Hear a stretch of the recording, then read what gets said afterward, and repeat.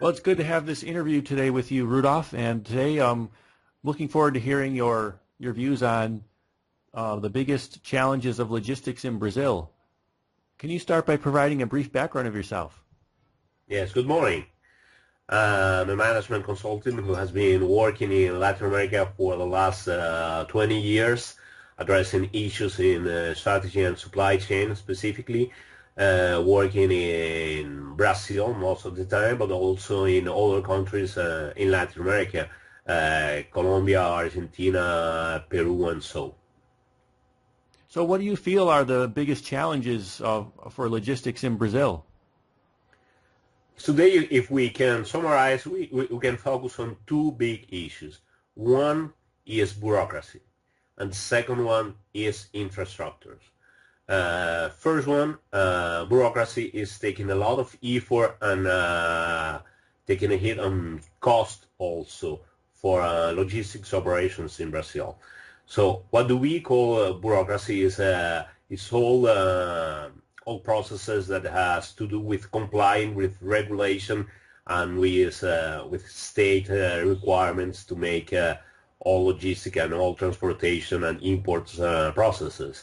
And then when we talk about infrastructures, we see a lack of sufficient investment in infrastructure needed for the logistics operations here in Brazil. So we are talking about ports, roadways, and other models like railways and even inland shipping.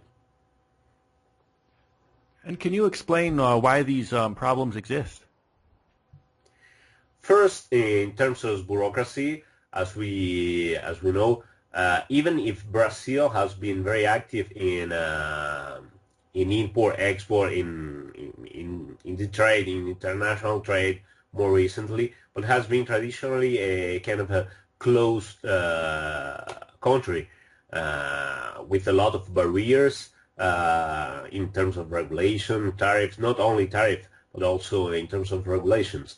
So it's a kind of a protective country that has been covering its local industry. We come from a history of kind of trying to develop the local industry. So this is one of the main reasons for bureaucracy. And we have also a kind of an approach, a local approach that has been very bureaucratic in even other things in the Brazilian day-to-day life.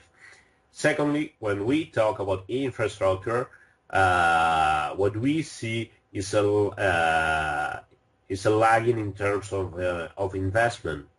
When we look at the investment as percentage of GDP, the infrastructure investment in here in Brazil has been very, very low, very low. So the result of this is a not sufficient infrastructure. And how would you address these problems effectively?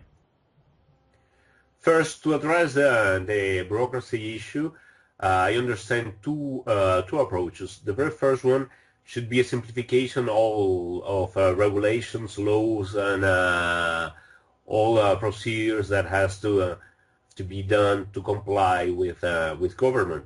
The second approach for the bureaucracy issue should be improving processes and technology that are available to make all this transit.